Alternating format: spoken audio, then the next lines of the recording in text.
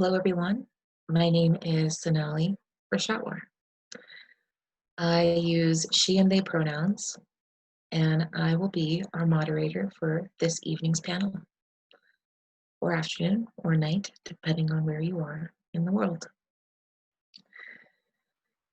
Do our panelists feel like they are ready? They've got a drink of water, they're well situated, and ready to begin? And our wonderful ASL interpreters as well. Folks feel ready. Okay. Thank you to our audience members as they slowly grow. We have a max capacity in this Zoom webinar of 500 audience members joining us. So we thank you for being here and giving us time on your day. Welcome to a conversation about fatness in the United States and COVID-19. Welcome, everyone. Again, my name is Sonali Rashawar. I am our moderator for tonight's panel. Just a little bit about myself. I am a non-binary, bisexual, super fat, Indian immigrant living on occupied Lenape land, also known as Philadelphia. I am a sex and pleasure therapist specialized in treating sexual trauma, internalized fat phobia, and immigrant kid guilt. My work in fat liberation exists in helping us understand the ways diet culture restricts our ability to feel deserving of pleasure that comes in many forms, like food, sex, drugs, comfort, and liberation. I will introduce each of our panelists tonight, and they have some prepared statements. Before each panelist speaks, they will share their name. This will help our ASL interpreters to help our participants who are using ASL interpretation know when we have switched between speakers.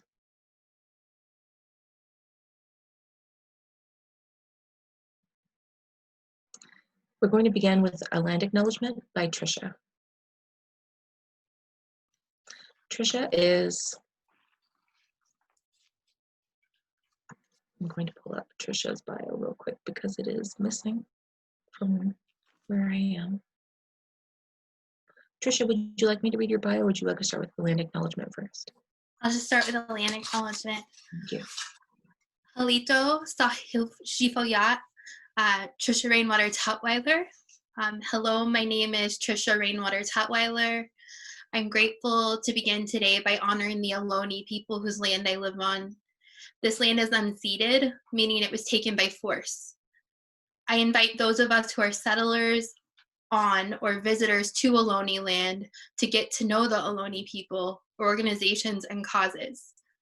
One person is Karina Gold. She is a Chochenyo and Karkin Ohlone woman who was born and raised in Oakland, California, or the ancient village of Huchan. Karina is the co-founder and the lead organizer for Indian People Organizing for Change, a small Native-run group that works on Indigenous people's issues. Another person is Janella LaRose, co-founder of Indian People Organizing for Change, IPOC, and Saguaro Te Land Trust. Janella is the lead organizer for the Native community organizing group, Indian People Organizing for Change, which seeks to address some of the inequalities affecting the Native American community in Oakland through community education, organizer training, and direct actions. I invite each of us who live on Ohlone land to get to know Ohlone people and their vibrant lives and work. Please consider paying the Shumi land tax, which is a voluntary monthly financial contribution that non-Indigenous people and Indigenous visitors living on traditional Chochenyo and Karkin Ohlone territory make to support the critical work of the Saguaro Te Land Trust. The Shumi land tax to directly support Saguaro Te's work to acquire and preserve land, establish a cemetery to reinter stolen Ohlone land, Ohlone ancestral remains, and build urban gardens, community centers, and sacred arbors so current and future generations of Indigenous people can thrive in the Bay Area. This is the definition of land back and the reason we do land acknowledgements. Reuniting Indigenous people to the land should be all of our collective goals. I also invite each of you who do not know whose land you have settled on to visit native-land.ca and start the work of learning. I want to encourage each of you to learn about the epidemic that is missing and murdered Indigenous women, girls, and Two-Spirits. One way you can honor Indigenous people is by being aware of the issues we face and by standing with us and working to fight settler colonialism in your everyday life. Thank you.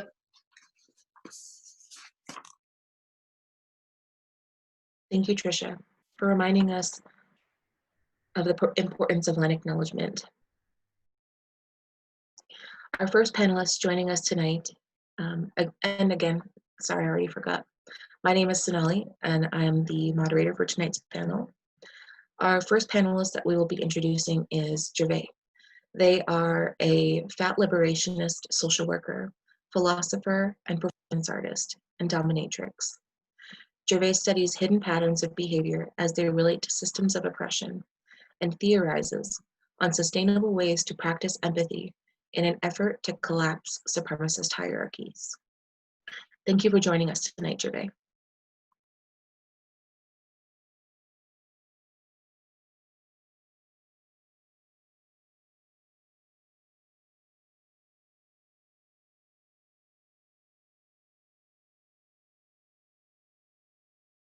You're muted.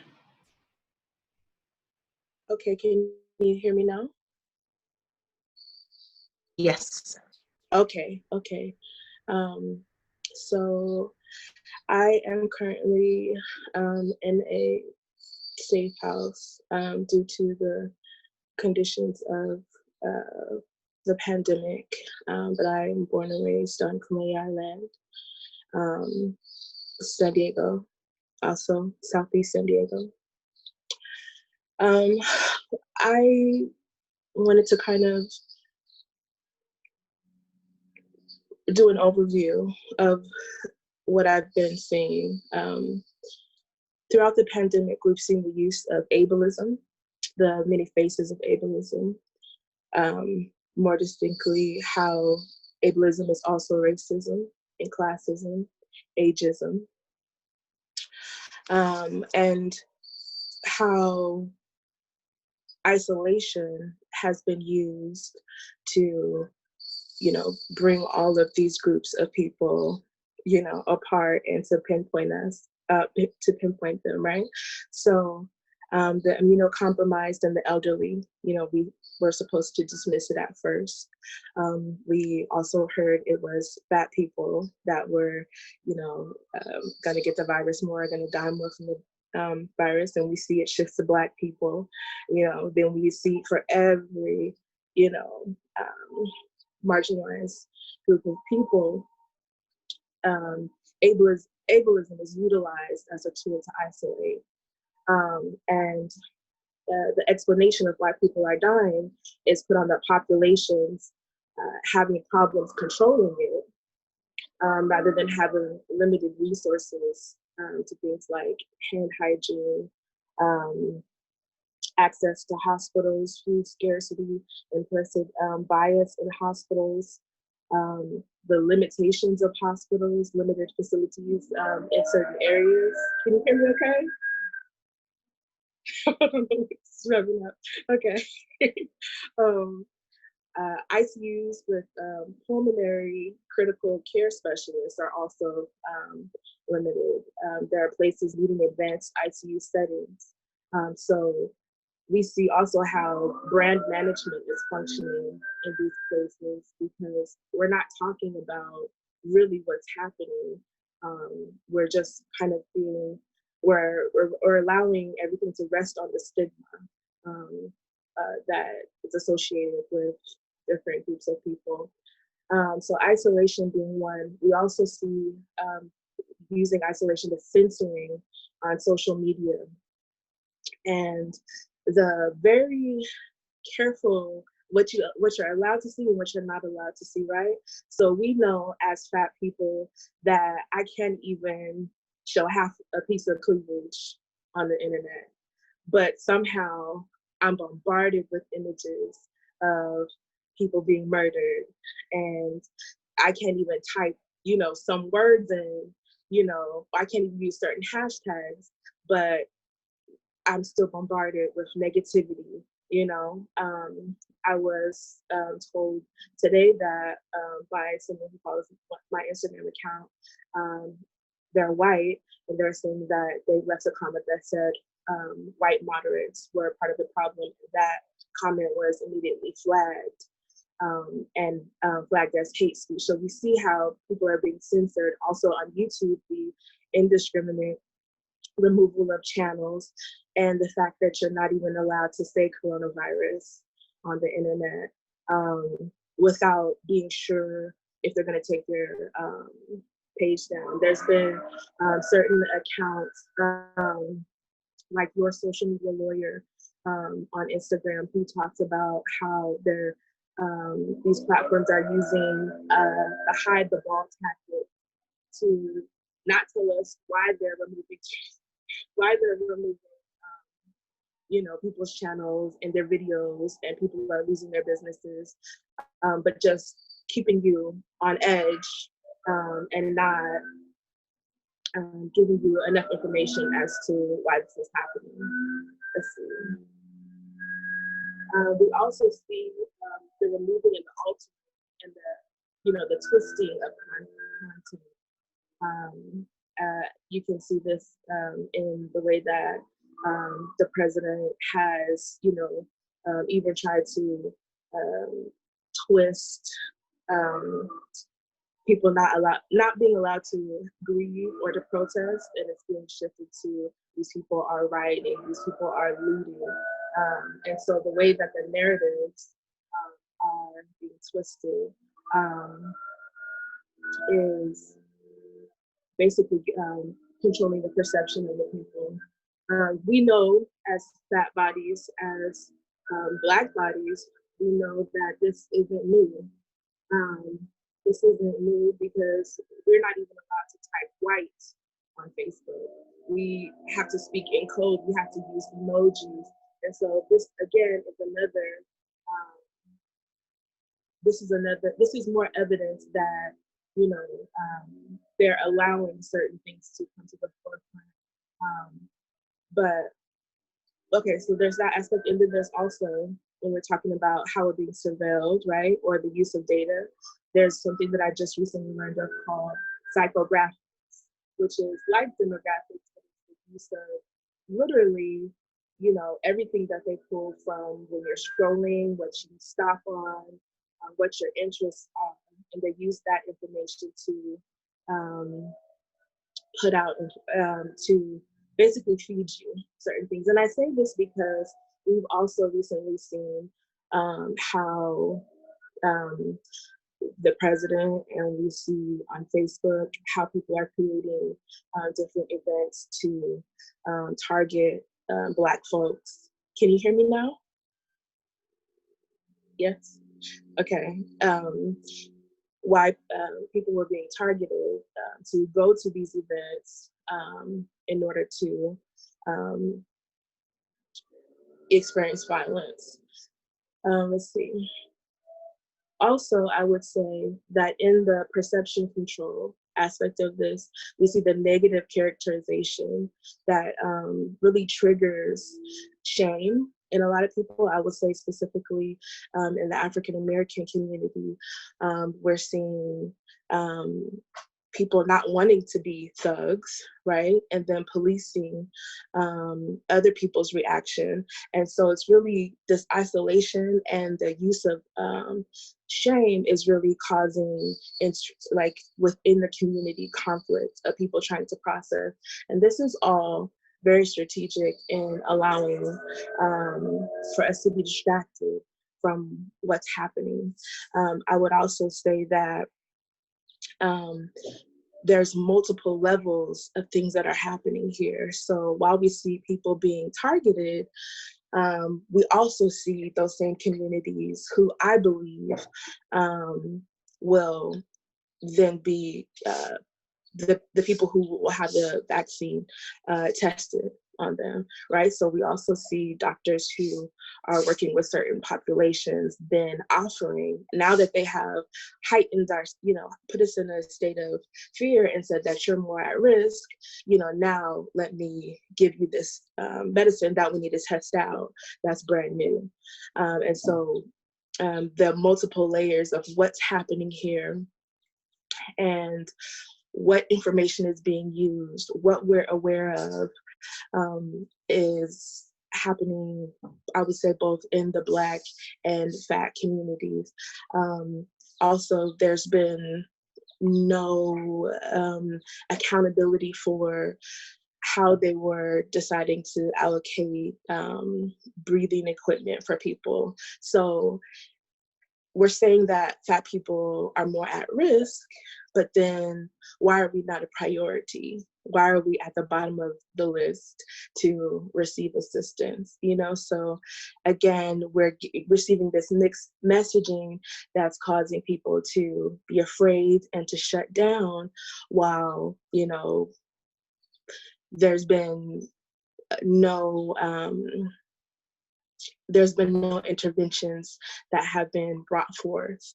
So I don't know, I have a ton of notes, but I would say that we have to understand that they don't have enough information right now to even say anything about anybody. They're still investigating the testing. The testing is flawed. They're even, testing the testing.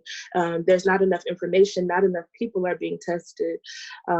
There's across the board, state to state, it's different how they're using testing, but how do you know for sure that, all of these things are related to fatness, right?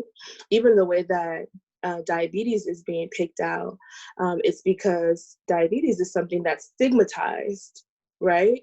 There's a study that shows that the implicit bias or the fat bias that impacts the way that doctors interact with patients with diabetes, it caused poor outcomes. But then when they practiced having more empathy in a structured way, the outcomes changed. So we know from studies that if you actually treat people better, if you actually, address their symptoms, that, these outcomes can be impacted, and that implicit bias is real, and that fat bias is real, and that medical racism is killing people. Yet, those are studies, but we're saying now for a fact that even though we haven't tested everybody, and even though the tests are messed up, and even though state to state, we're testing people differently, we know for a fact that Black people are just dying because they're inherently bad. We know for a fact that fat people are just dying because they were already healthy.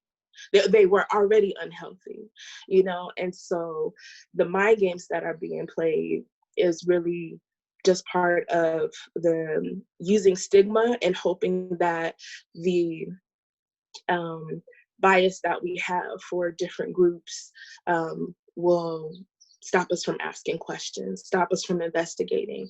But there's not enough evidence, there's not enough data for them to be even saying what they're saying right now. So that's basically where I'm at with it. And I just would like to ask everybody to, before we are getting worked up and acting out against each other, that we would just take time to really sit with the information and figure out what we want to do as a community, or just take some control over what we're doing, because we're experiencing something that has never happened before, the pandemic, right? But we're also experiencing weapons that have never existed before. psychographics never existed before the internet. They were using demographics, but now they're using our information, our communities, they're paying attention to our conversations, and they're using that information, so we have to be mindful of things like the algorithm of, all of these places, because Facebook isn't free. We're paying them with our identity. We're paying them with our information, and understand that there's evidence, right? Evidence by the fact that you can't even say certain things. There's evidence that they're using it against us right now. So I would say, if anything, try to have self-empathy and to have empathy for each other before we're taking it out on each other, because the government has really left us out on a limb here. The government has really, really neglected us to the point of death. The government has really, killed us and told us that we were already dying. And I just am asking for so much empathy and love for one another as we're all under attack and they're trying to turn us against each other. Thank you. I hope I didn't go too long. Thank you, Gervais. That is a potent reminder of how and why state governments select scapegoats and who they have selected and for what purpose. I think that brings us to a beautiful transition to Tricia. Tricia is our next panelist. Again, my name is Sonali. I am our moderator for tonight's panel. And Tricia is our next panelist who will be joining us. Tricia Rainwater Tutwiler. I'm so sorry. I know I'm not saying your last name right because I heard you say it differently. Tricia is an indigiqueer femme Choctaw writer and multimedia artist. She lives in San Francisco, where her art reveals the struggle of staying traditional in an urban environment and exposes the places where her heritage thrives, even when not easily found. Her art has been exhibited at Mission Cultural Center for the Bones of Our Ancestors show that was curated by Angelica Rodriguez and Teresa Harlan, and Soma Arts, For You Are Enough, curated by Oscar Maynard, and in 4 of the Dia de los Muertos shows curated by Rio Yanez and the late Renee Yanez. Tricia was one of Galeria de la Raza 2012 and 2013 GINNA GINA and Regen grantees for her Through the Eyes project, looking at Indian boarding schools, and has been a contributing artist in numerous shows that have been funded by the Queer Cultural Center, including Second Helpings, curated by Fallon Young, a show celebrating fatness and bodies. In the summer of 2019, Tricia read with Bay Area American Indian Two Spirits at the Oakland Museum of California. Tricia's body of work focuses on her love for her ancestors and self. In her work, she pays close attention to the legacy of intergenerational trauma and practices healing and gaining strength by acknowledging and holding space for the paths her and her kin have traveled. Thank you, Tricia, for joining us tonight. Halito Sahochifuyat Trisha Rainwater Tutwiler. Hello, my name is Trisha Rainwater Tutwiler, and I'm an indigiqueer Choctaw artist and maker. I first want to thank again the Ohlone people to whose land I live, that is not my own, and I would like to thank my ancestors and the elders who've taught me and continue to share their wisdom and teach me ways of healing, honoring, and respecting the earth and myself. I'm honored to be here among these brilliant visionaries and activists of our time. I'm here today and I'm going to share a bit about my experience with the COVID-19 epidemic, as well as a bit about my life as an Indigenous woman. I would like to say yokoke to Caleb Luna for allowing me to share this space and my thoughts and perspective, as too often Indigenous femmes aren't given the space to share their truth. I'm a storyteller, so I'm just going to read what I've written and do it that way. I grew up splitting my time with my mother and father, living in 2 very different parts of the country. My mother lived in Lodi, California, in the heart of the Central Valley, on the land of the Plains Miwok tribe. I spent a lot of time with her parents in Lockford, California, where they were cattle raisers. The other part of my life was spent with my father and his family in New Mexico. We stayed with his friends while he worked on his sobriety and continued to try and walk the red road. Our family settled into a rhythm, and I continued to go between the two worlds. It became more and more obvious as I grew how different my two lives were. There was often too little for us all to eat. With my father being involved in the American Indian movement, we traveled a great deal and stayed with his kin around New Mexico and Arizona, eventually landing in Shiprock, New Mexico, on what is the land of the Navajo people. Much of my father's family joined us in New Mexico, and so our small 2-room trailer housed for a good portion of my childhood 8 to 10 people at a given time. I would like to preface my sharing today as one person speaking her truths. I do not speak for Indigenous people. I only aim to speak my own truths and knowledge with the hope that this will be a call to action. Indigenous people all have unique stories that are available if you're open to hearing and honoring them. My childhood was fraught and confusing, existing in two very separate worlds. A white world with my mother, who though working class had more access than most, and an Indigenous world with my family who had much less access. I know that may seem oversimplified, but as a child, my father and our family struggled with accessing things we needed to survive, like running water, food, and healthcare. Oftentimes, we had to travel hours to haul water home for ourselves and our neighbors. This led to little to no drinking water, which was something I grew up unaware of, the need to drink water. According to the Navajo Water Project, Navajos are 67 times more likely to live without running water or a toilet. Access to food was also hard to come by as grocery stores were far from the places we stayed. Oftentimes, groceries would be bought once or twice a month, and in the meantime, we scraped by. There are currently only 13 grocery stores on the Navajo Reservation, a place with a population of 173,667 people.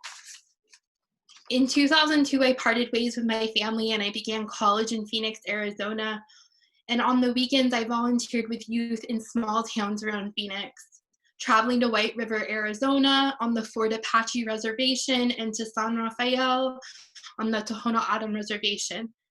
Across Indian country, much of the work I did centered around getting resources to families.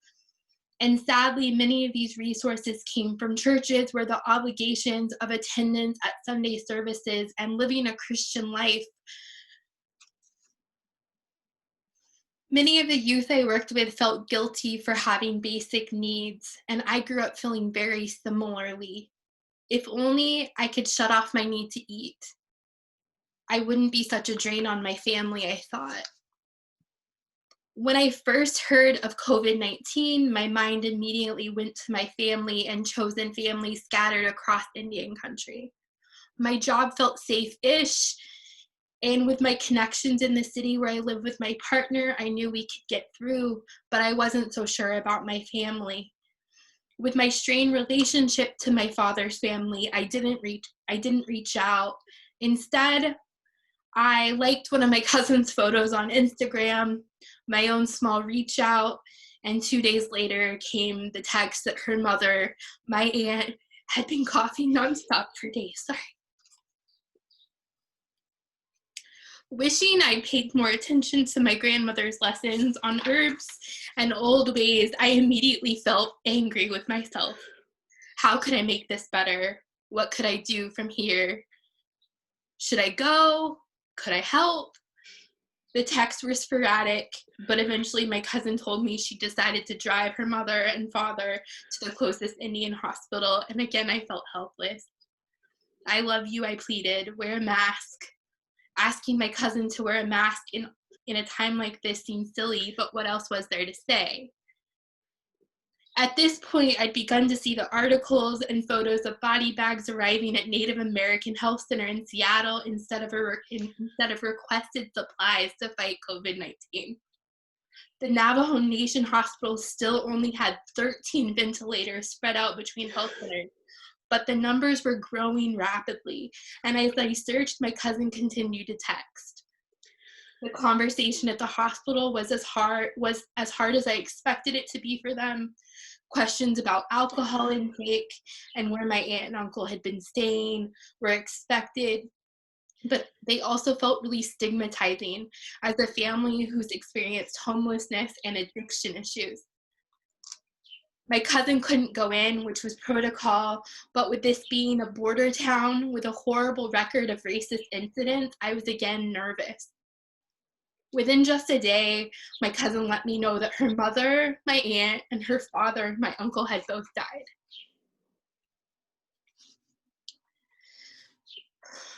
In many articles since the pandemic hit Indian country, I've seen white people and Native people alike outline substance abuse, along with the high rates of diabetes and heart failure as the reasons that more people in Indian country are dying.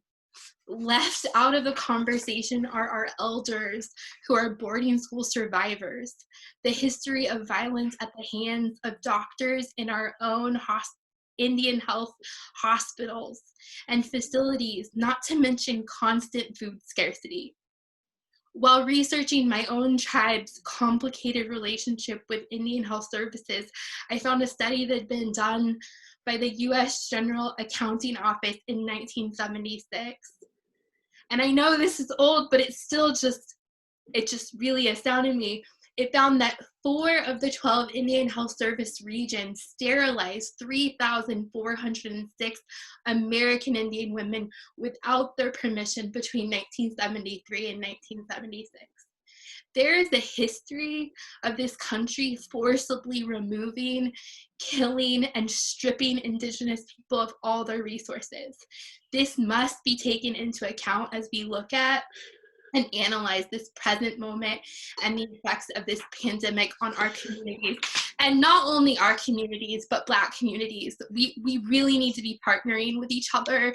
Indigenous people need to stand up and like really honor Black lives and look at our own history that is extremely complicated. But we really need to be standing in this moment with each other. And that's what I have to say.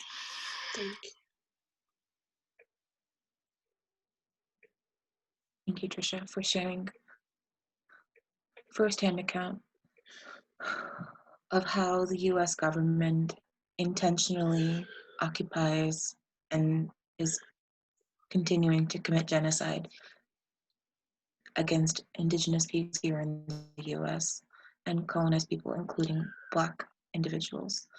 And at this time, we'd also like to acknowledge Deshawn, who will be reading. They'll be reading a few names, and we'll have a moment of silence. My name is Sonali. I am the moderator for tonight's panel, and Deshawn will be joining us. Hi, everyone. I'm Deshawn Harrison.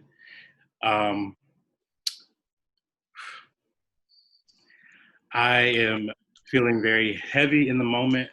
This is not my talk yet, but I just wanted to take space to breathe for a moment. The world is heavy right now for so many of us, especially Black folks. So just taking a moment. I'm going to read off the names of those that we know who have been murdered this month by police.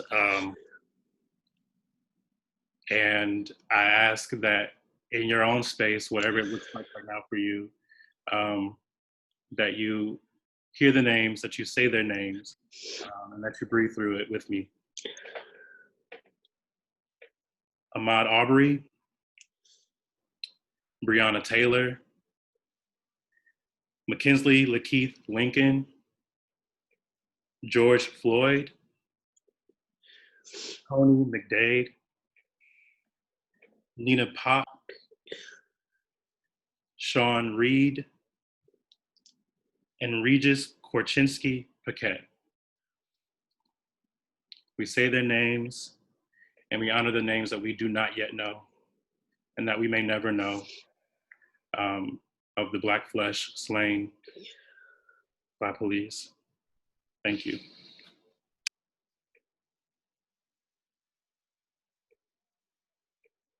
Thank you, Dejan. Again, my name is Sonali, and I am our moderator for this panel. And I would just like to lead us through a couple of deep breaths, just 3 deep breaths.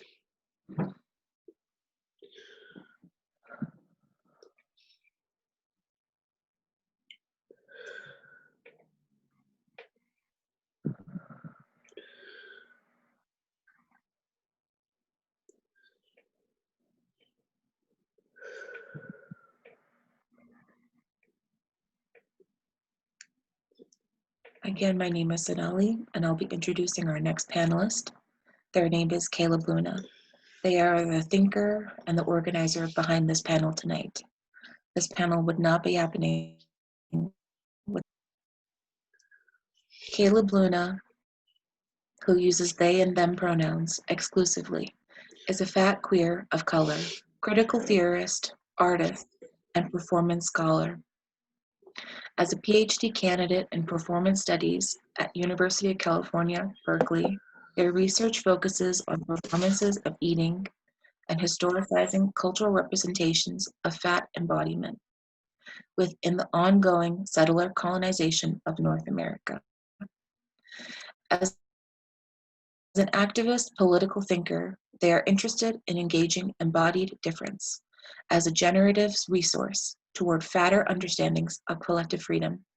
You can find their writing online at Black Girl Dangerous, Everyday Feminism, and The Body is Not an Apology. Their print publications include Neplantla, an anthology dedicated to queer poets of color, published in 2018. Canadian Art Magazine, published in winter 2018. And the forthcoming Queer Nightlife Anthology, which will be published in 2020. Other writings and updates can be found online at patreon.com/Caleb Luna. Thank you, Caleb, for organizing this event.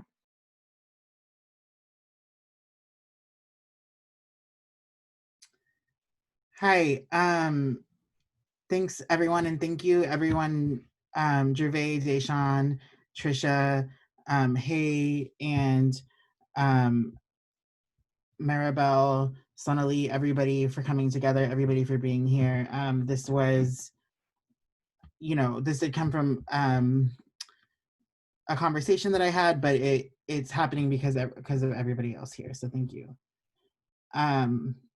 So I'm going to read some notes that I have written out to sort of explain my thinking behind what's happening today. So again, my name's Caleb. I use they and them pronouns, and I'm coming to you from Huichin, the traditional and unceded territory of the Ohlone people, just across the bay from Trisha. I'm currently a graduate student at UC Berkeley in performance studies, and I'm writing my dissertation on performances of eating and not eating. Really, I'm writing about the ways eating and its relationship to bodily production has been shaped by anti-Blackness and indigenous genocide, and has been a site of anxiety since colonizers first arrived on the lands we now call the Americas. So I want to bring just a few points to the conversation, some of which might be repetitive or underscore or reference some other points my fellow panelists have made.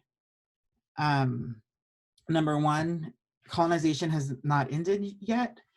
We're in this moment of decolonizing our minds, and while our minds, our bodies, and our practices have been colonized, first and foremost, it was the land which sustains us and which our bodies have relationship to. The attempted disciplining of our bodies is an extension of the colonization of the land.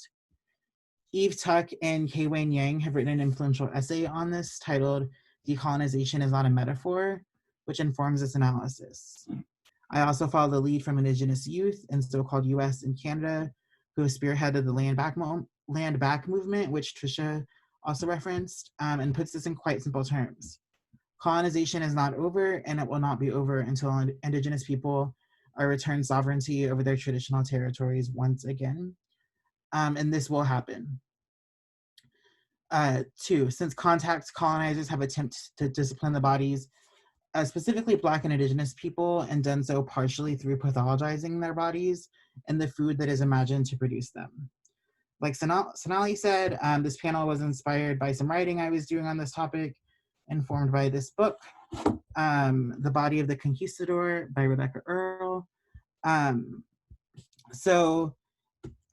this book, Earle reads the journals of literally Christopher fucking Columbus, fuck that guy forever, from when he first encountered the Taino on their land, which they called Haiti, and what is now called, what we call the Dominican Republic. So at this moment, there was a lot of anxiety about keeping distinction and therefore hierarchies between the European body and the Indigenous body. And this is partially done through food. Settlers were anxious to bring the European foods over. They were worried about eating Indigenous foods which they thought would produce a perceived weaker Indigenous constitution. They found native bodies to be weaker because they were dying at phenomenal rates from diseases settlers brought over with them. This didn't occur to them, of course. They just assumed their bodies were superior and that native bodies were weaker, and that it had something to do with the food that they ate and the bodies they produced. Though Columbus never set foot on what we now call the US, his thinking was informed by European scientific thought at the time, which is in the genealogy of the medical industrial complex as it exists here today. Number 2, as fat phobia pertains to Black folks, Sabrina Strings traces the rise of fatphobic discourse as a project of anti-Blackness in her book, Fearing the Black Body, The Racial Origins of Fat Phobia. This discourse Strings aligns with and is in the genealogy of the same discourse that problematized Indigenous bodies for the practices that produced their body. And while for Earle, there was not necessarily a mention of size, String details how size and shape becomes justification for the abjection of fatness as it's imagined to the relationship of Blackness. And many of the fatphobic tropes that exist today, that we're less evolved, we're assumed to have less control over our sensual pleasure, or that we are simply under-resourced or unintelligent and don't know how to properly care for our bodies, which would then produce a thin body. Many of these tropes stem from anti-Blackness. And finally, under COVID, we see the ongoing process of colonization as it kills Black and Indigenous people at alarming rates through lack of care and treatment by the settler colonial government, right? This is the government that is established through settler colonization. Its processes are ongoing. It's not disconnected from the ongoing police violence experienced in these communities.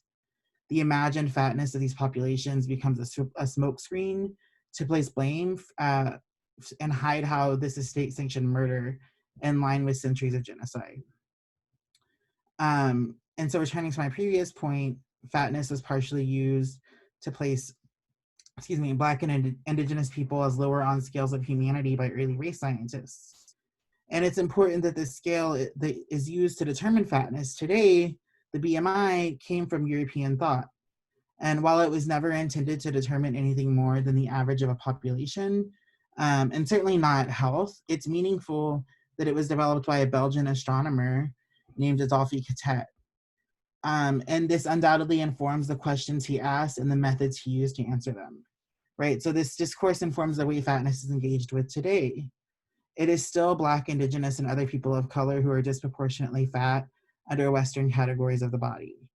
Not all of us, of course, but many of us. And the way this discourse is playing out is reifying the problematization of our bodies under colonial categories of the body, to blame our deaths on us for the ways our bodies naturally are, as they refuse white supremacist ideals of aesthetics. And so what this means for fat people like myself who are not Black or Indigenous, I do have Indigenous ancestry like many mestizos, but I do not have the experience of indigeneity, is that we must commit ourselves to the liberation of Black folks and Indigenous sovereignty as part of our struggles. We will not be free until this happens. And even if this had nothing to do with us, as Fannie Lou Hamer says, nobody's free until everybody's free. And together, I really think that we can do this. I believe it. Thank you.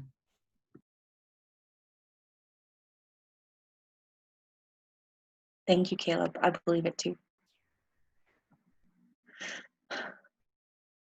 We're getting a couple of, my name is Sonali, and I'm the moderator for tonight's panel. We are getting a couple of questions I'm noticing in our chat box. I would just like to remind audience members to submit your questions via the Q&A box, because the chat will keep rolling and we will lose that question.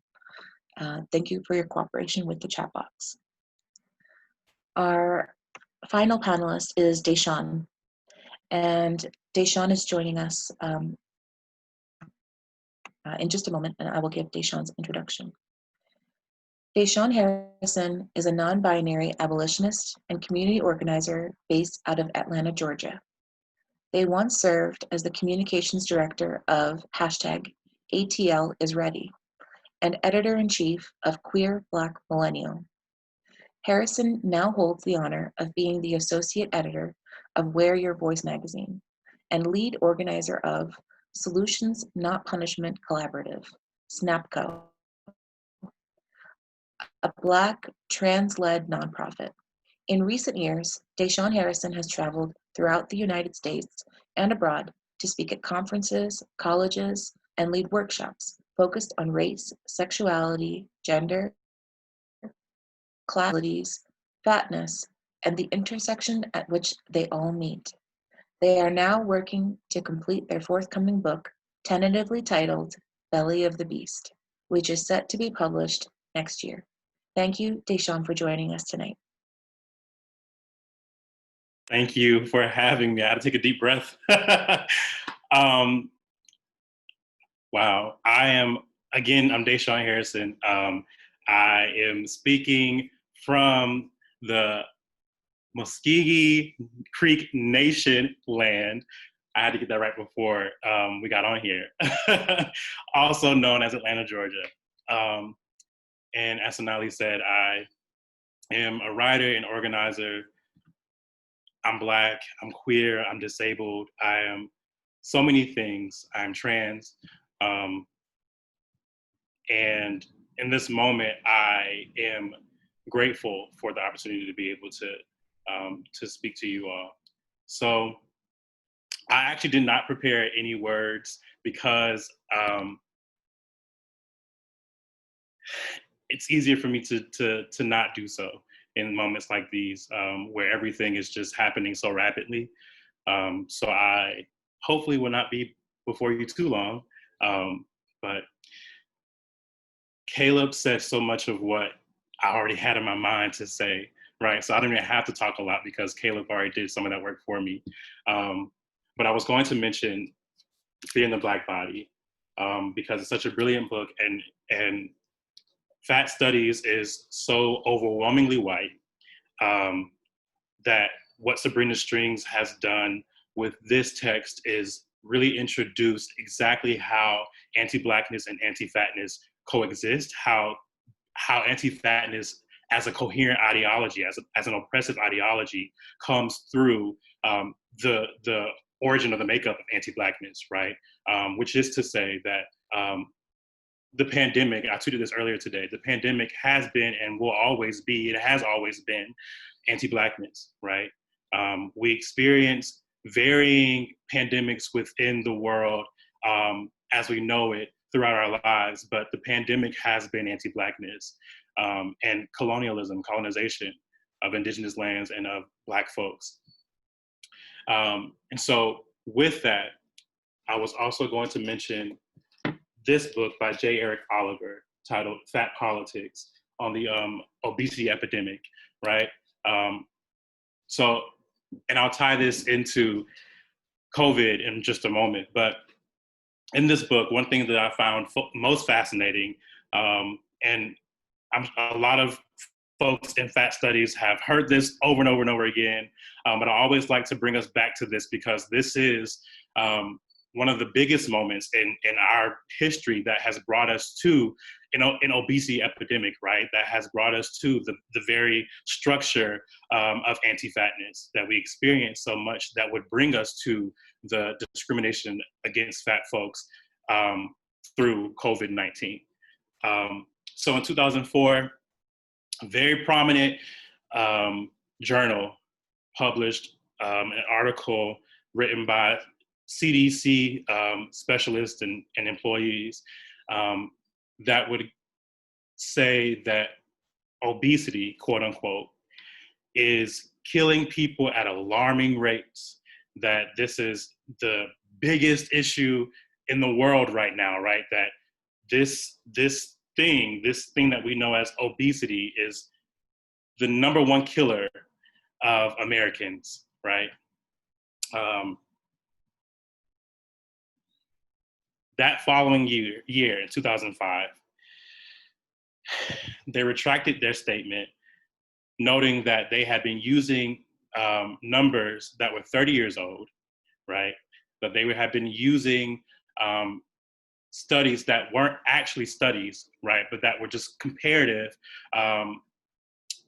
between the deaths of thin people and deaths of fat people, without ever really figuring out what led to the death, right? Just if the fat person was dead, then the reason for why they were dead was obesity, right?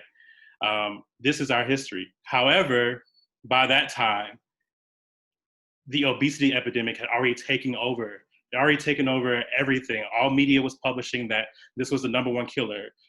Scientists were backing this. The government was backing this. The media was backing this. This was the new norm for fat people. Now, there was already a coherent ideology that was teaching us that obesity, that fatness was a disease, right? That fatness was already something that was killing us. But this is when it really cemented that truth in our modern world, right? And so I'm going to mention this book, so I should bring it up. Sorry, I have a lot of books sitting here.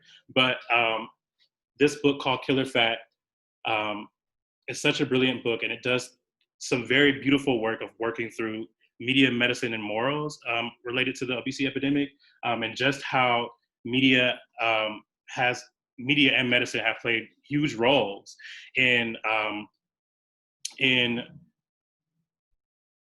the spread of this obesity epidemic, right?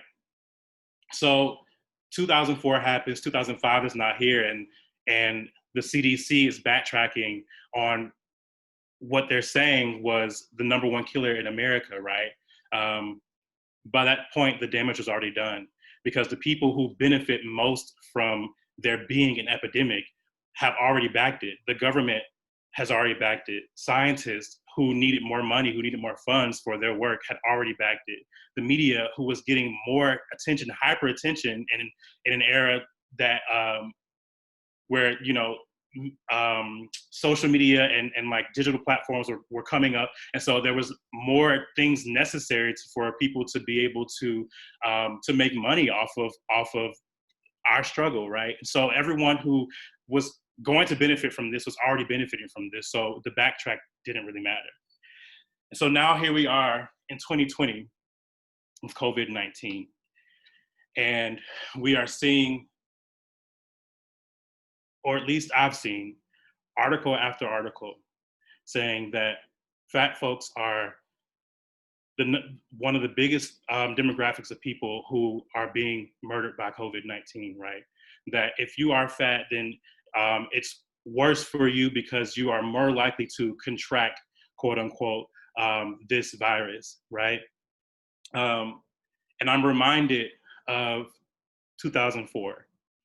I'm reminded of the language that media used to stigmatize fatness, to further marginalize fat people, right, through medicine and through science. Science that's not backed by anything actually scientific. Science that is only allowed to exist through anti-fat science, right?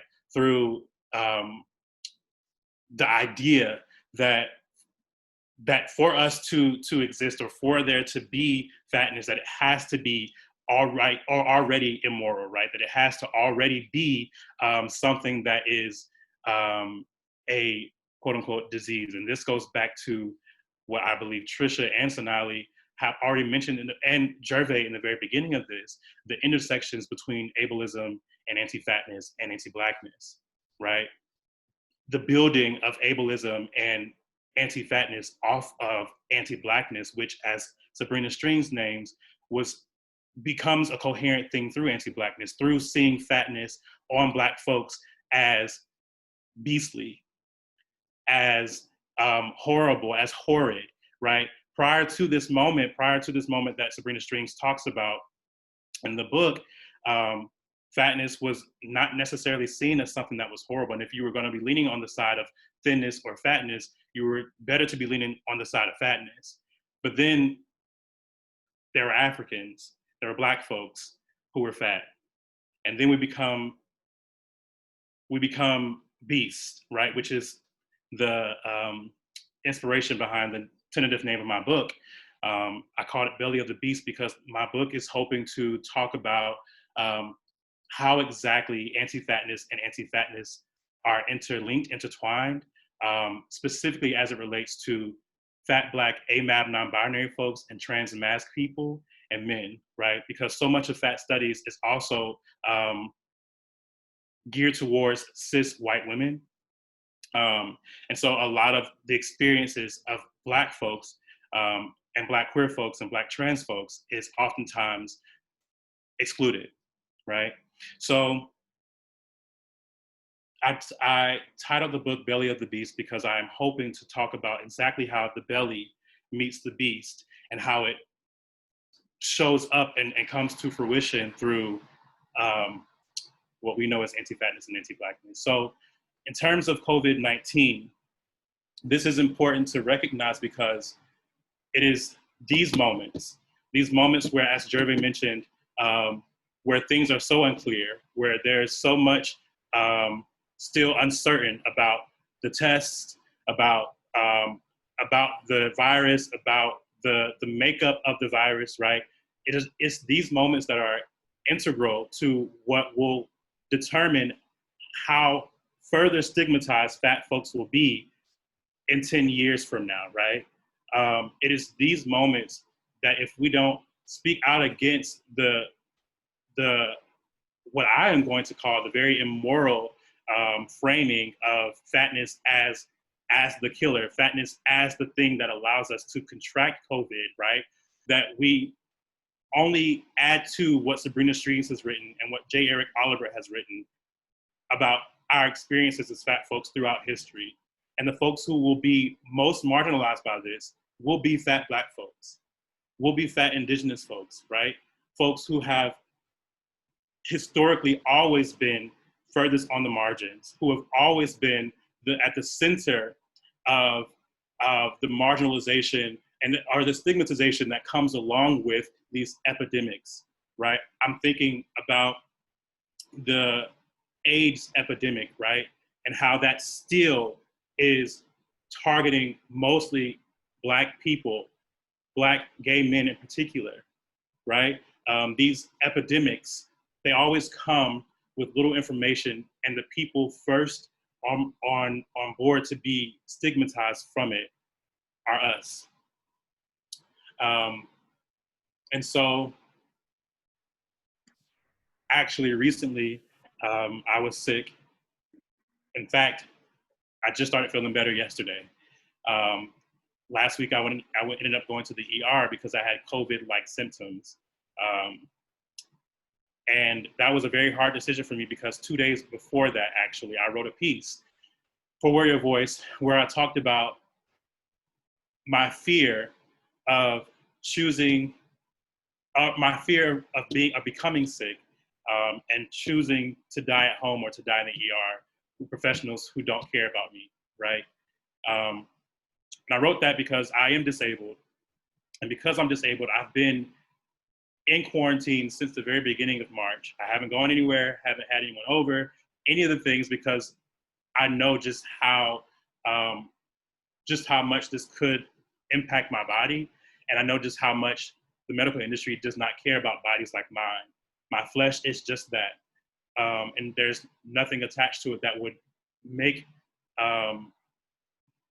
these health professionals be concerned with my well-being. So I've been home and I got sick, and I wrote this article because Georgia has just recently opened up, and there's been so many people outside, out in the world, just navigating life as if things are regular and normal and regular. And my concern and my fear is that as a disabled person who is ordering my groceries, who's not going to the store, right? I'm interacting with these people anytime they come to my home. I don't know who is at Piedmont Park and then going to pick up my groceries from the store, right? And so my fear is that irrespective of how many precautions I take to care for my body and to make sure that this safe haven or this thing that I call a safe haven, right? My body and my home are safe. There's only so much I can do because the rest of the world is not prioritizing people like me who are fat, Black, and disabled. And so 2 days after I wrote that piece, I got sick and I decided to go to the ER because I was deeply concerned. I waited 3 days. I went to the ER, and I won't go into detail about my experience because I'm really not interested in detailing the sickness of, or detailing the sickness that I experienced and detailing the horror that you experience in an ER as a fat Black person. But I went and I had the experience. I was tested for COVID. Everything came back negative. But I was still very uncertain, right? Because things can come back negative. And like Jeremy said, they're still not even sure about what tests are or whether or not the results are accurate, because there's so little that we know about this virus. And so I remained sick for about going on 2 weeks now, and I'm still recovering, but I'm thankful that it was not COVID and that I am safe. But these are the concerns that folks have about whether or not we choose to die at home or choose to die in the hospital, right? Whether or not we can lean on our indigenous teachings, right? And I'm using indigenous both as non-Black and as Black folks, that teach us about herbs and other medicines that can maybe heal us, right? We have to struggle through knowing what that means, knowing whether or not we are leaning on our own teachings or leaning on Western medicine, right? Which not all of us, a lot of us already have to lean on because of our disabilities. And this was my experience. And so it was in that moment that I, for one, was not certain I was going to be able to do this panel because I wasn't sure I was going to make it to this week, but also where I was reassured in my understanding of how the world is shaped around anti-fatness and anti-Blackness, and reassured that the work that we're doing is necessary work to be done because, again, it's these moments that are imperative to how further stigmatized fat folks will be in the years to come, because the media and the government, through Nancy Pelosi and Trump especially, all these folks who are already saying these things about our bodies and about what our bodies are doing, what fat bodies are doing in the midst of this pandemic, are going to play a role in what happens to us moving forward. And so I just ask all of us to be mindful of that, to continuously speak out against that, and to always support fat folks, especially fat Black folks and fat indigenous folks who are experiencing this more urgently, right? To support the work that we do to make sure that 10 years from now, for those of us who do survive, that we survive in a world that does not further stigmatize us beyond where we already are. Thank you, Deshawn. Again, my name is Sonali. I am the moderator of tonight's panel. And thank you for all of our panelists for sharing some of your mostly prepared, excellent grounding points for this conversation today. One thread that I noticed in all of your pieces that you've shared tonight is offers us a better understanding of how to how to see the way that fatness has been pathologized, and why the function of fat phobia, and why that pathology is necessary in order for the state to select scapegoats. And one of our questions that we received in the Q&A is from an audience member named Marlo. And what Marlo asks is really wanting a little more information around the moral aspects of fat phobia and anti-fatness. So how do we see the moral aspects of fat phobia and anti-fatness play a role in the criminalization of Black and Indigenous bodies? And could we, if anyone, any of the panelists, and before you share again, if you could say your name before you offer us some information, that would be wonderful. So speak to a little bit of the pathologizing of fat bodies and the moralization and criminalization of racialized bodies. Go ahead. Yeah. Hey, everyone. Again, I'm Deshaun Harrison, they, them pronouns. And I could be misinterpreting the question, so if I am, please, stop me in my tracks. But one of the ways that I'm noticing this, and one of the ways that I am talking about in my book, is through police brutality, right? So if we think back to, and I want to make sure I reread this question just to make sure that I am actually answering the question, and the criminalization of Black bodies, beautiful. Okay, so if we think back to 2014 through 2017, and all of the many Black folks we've seen murdered on our screens continuously, right? So many of them were fat. Mike Brown, whose death kicked off the movement, right, was the first person that we saw. And headlines and media continue to call him gorilla and beast, and referred to him as overweight and large, right? And then we saw Walter Scott, and then we saw Eric Garner, and then we saw Alton Sterling, right? All these different fat people, fat Black folks who were being murdered by police. And more recently now, we've seen George Floyd, who is not fat, but is large, right? And the ways in which anti-Blackness and anti-fatness connect through police brutality is that it sees us as beasts, as these animalistic beings, irrespective of how we show up, right? Because in all these stories, all these men were not aggressive, right? They weren't the aggressors. But it didn't matter, because what mattered was that they lived in these fat, Black, and poor bodies, right?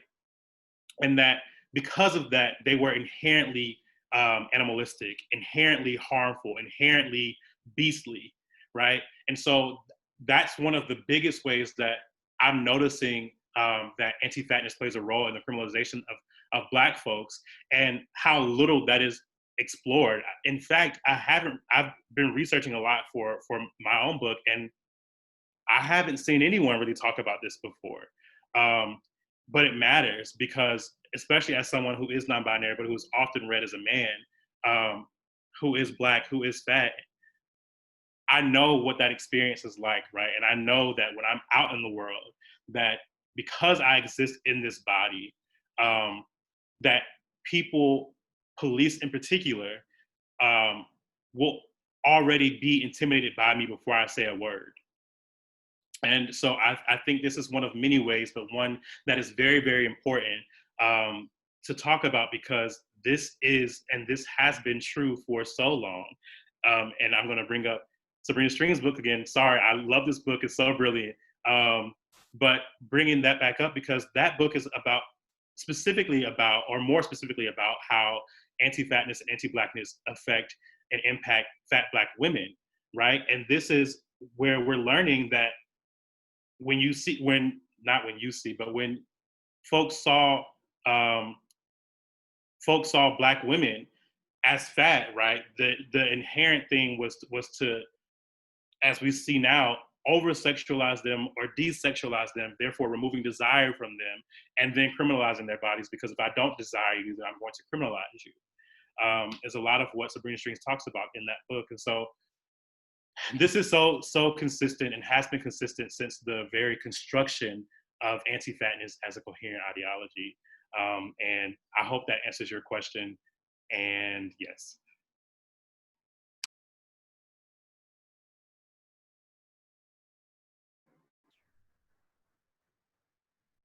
Thank you, Deshawn. This is Sonali, the moderator. Would anyone else like to share on how fat phobia and anti-fatness is raised, gendered, and classed? Thank you, Gervais. You'd like to go next?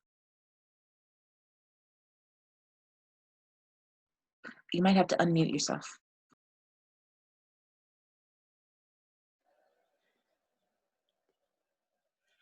Okay, so I just wanted to, if I could, add to that, that who's allowed, like, I've also experienced like anti-fatness and anti-Blackness in this pro-white, pro-institution, space where it's like, who's allowed to question a doctor, you know?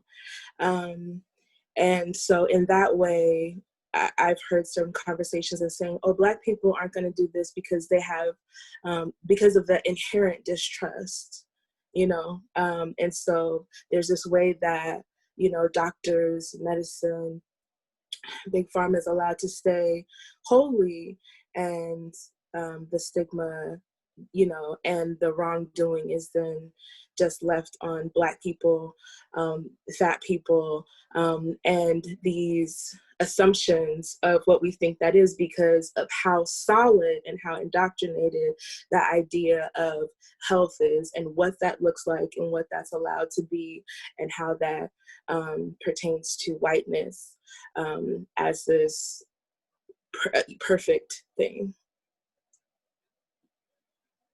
And that's all. Thank you, Gervais. You're absolutely right.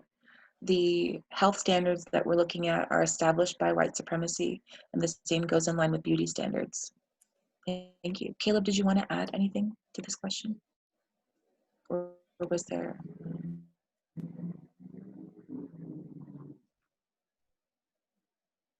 I think Trisha wanted to. I wanted to bring up how I've just noticed this influx of. Thank you both for answering that question. Sorry, I think I froze. Sorry. So again, Trisha Rainwater Tutwiler. I've just been noticing this influx of Indigenous folks with the going back to the land and eating from the earth, this movement of healthy food, and how it has really been a way that I've watched our communities police each other and police the foods that we're eating, and then just really mistreat each other. I did work last year on a project honoring missing and murdered Indigenous women, girls, and two-spirits. And as I was going through the names of folks that had gone missing or been murdered, I was just noticing this trend of the people who had bodies that the world finds more desirable, had more social media, there were more shares to their stories, the stories that actually gotten picked up by the media. And I think that this goes into the finding people who've gone missing, or finding the people who have hurt Indigenous women, two-spirits, and trans women. And I think that there is like this, the ways that fat phobia is used against people of color time and time again. But I think in this moment, I'm just really thinking also about Indigenous people and how we really need to honor each other's food choices and bodies, and know that we are making the best choices for ourselves, and really, really look at that with kindness. And Thank you, Trisha. This is Sonali, the moderator. Yes, we often see this when folks will try to tell us about their paleo diet and how in this rethinking or reimagining or rewriting of history, we somehow erase the existence of fat bodies as if they have never existed. And if older ways of eating somehow would give us thin bodies and therefore that imagined thin health. that Caleb was referencing earlier. And I want to make sure I don't miss anyone. Is there anyone else who wanted to add anything to that question? I'll add a little bit. Again, adding on to what everybody was saying, referencing back to Sabrina Strings' book.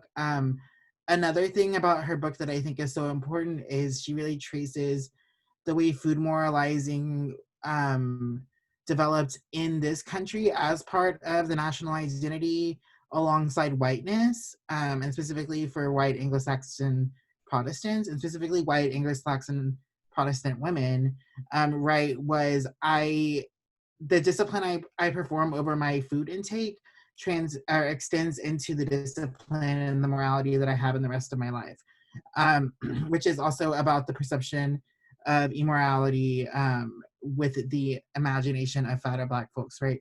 So there is that underlying anti-Black notion that like people are fat because we are immoral because we can't control, like gluttony is literally one of the 7 deadly sins, right? And it matters that that's a Christian doctrine, and it matters that this is a Christian, that these are values that infused the development of this country. So yeah, that's just what I wanted to add. Thank you all. This is Sonali, the moderator of the panel. And one question that I think would be interesting to gauge of all of your perspectives on is audience members looking for an action item. Bree is looking for an action item or an item of care to implement into our communities in order to combat or to integrate some of these ideas that we're offering today. And so if each of you could offer something, that would be really helpful.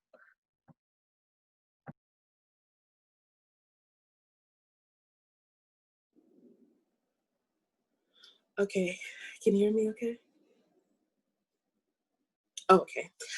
So I'm asking that we practice self-empathy as the foundation for empathy that we show others, and I feel that one of a good way to start doing that is to investigate the things that we feel shame around and do the work that we need to do to learn about why we feel shame around that, in an effort to manage the way that we are also viewing other people negatively and how they're processing this.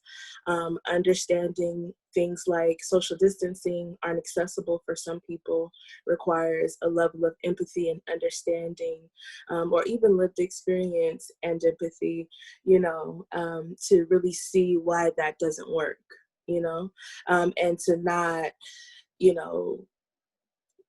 hold those negative feelings towards people, to not stigmatize and to not act out against other people the way that I believe they want us to act out towards each other. So really taking this time to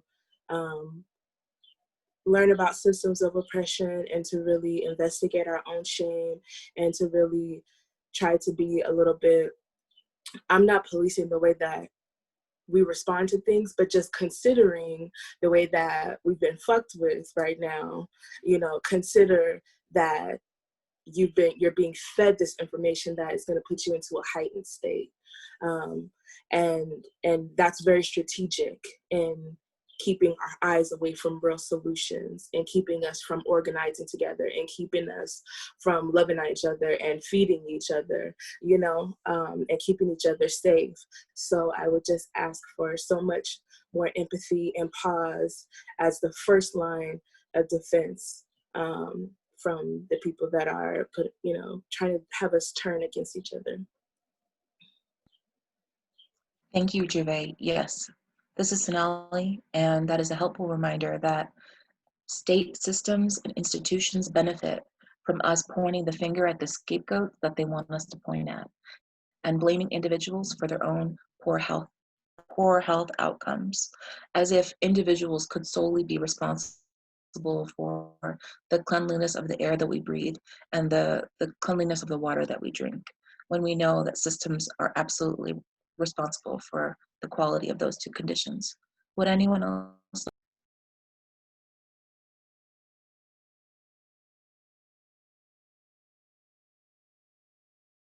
Hey, Deshawn.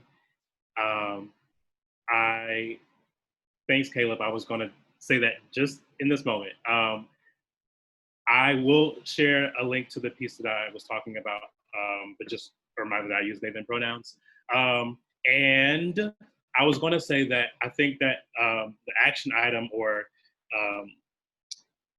yeah, the action item really is to show up for like the folks you love. Like I will say, one of my good friends from college, when I was speaking, she texted me and said, "Hey, I'll like get your groceries for you. I love you, by the way. I'll text you back when I can."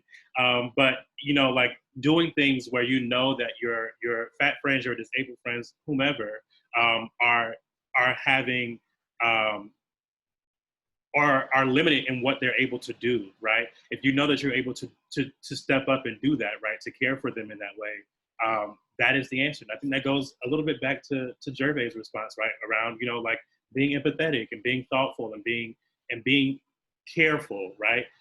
Because I think that so much of our experiences with um, the work that we do leads a lot of people to not being empathetic and not being thoughtful and not being caring and careful, because you learn the things, and it gets easy to forget that there are people who have not learned the things, who have not taken the time to sit with the things, right? And so I think being thoughtful about that really matters. And yeah, I think being not being committed to the people with whom you're in community, and not trying to take over the world with this thing, because when we're committed to the folks that we're in community with, it spreads, right? And that's how we answer the call. So I think that's my answer.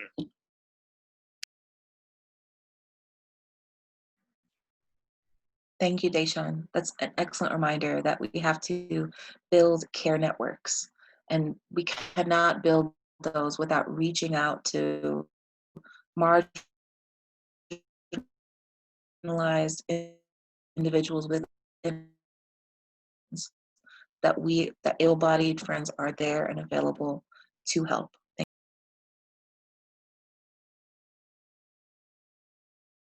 I'll go next if that's okay. So Trisha, again, I've just been thinking about my own privilege and the way that living in a city with a community in close reach has afforded me a lot of privileges. And when I think about my family at home and not having stores close by and not being able to social distance, I think that there are ways we can leverage our privilege and show up with money, with resources, with time. I am able to talk to a therapist weekly, so that has given me more space to listen to my family who are in major pain right now and grieving in ways that I'm a bit separate from. I think it, as like lighter skinned folks, it is the ability to show up and call people out and take a stand when things are not okay, and to really step in moments where others can't. So I think that those are important things to remember in this moment. I've been hearing about a lot of folks taking part of their income and giving it to other people who need that help. And I think that that is a wonderful way to show up for folks if you can do that. Thank you, Tricia, for the reminder that to be anti-capitalist and to practice anti-capitalism requires those with privilege, especially class privilege, to intentionally redistribute our wealth. And so for those who share class privilege like I do, that looks like taking out a portion of your income each month and intentionally redistributing it, especially to grassroots movements. Thank you, Tricia, for that reminder.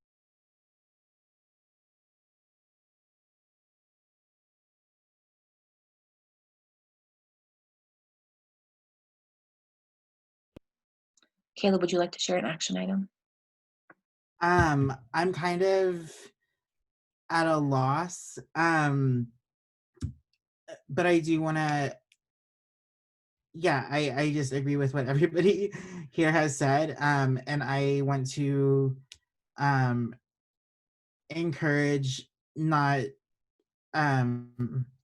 those of us to commit our, like those of us who are not Black or Indigenous, to commit ourselves to Black liberation and Indigenous sovereignty, and interrogate the ways that we are complicit with it, the ways that we benefit from anti-Blackness and settler colonialism, and relinquish our attachments and our ties to those, so that we can actually fully show up for the Black and Indigenous folks in our lives and in our communities. Hi, this is Deshaun, and I thank you, Caleb, for that. And I want to add to that by saying that, especially in moments like right now, where we are witnessing Black folks being murdered over and over and over again, right, on our screens, this moment is not a moment for lip service from white folks and from non-Black folks. This is not a moment where we can accept, like your sorries and things of that nature. If it's not giving money, or you're not literally putting your body in between police and Black folks, it's not enough, right? Like, at this point, the reality is that if folks are not out here literally putting their bodies in between police and Black folks, with the understanding that that could mean that the bullet is for them and not Black folks, right? It's not enough, right? Because continuously, over and over and over again, Black folks are the ones who are being murdered in this, who do not have access to money, who do not have access to care, who do not have access to whiteness, right? That is care, that is money, that is resource, right? And so if your commitment to Black liberation does not look more than lip service and tweets and hashtags, it's not enough. And it's actually not welcomed.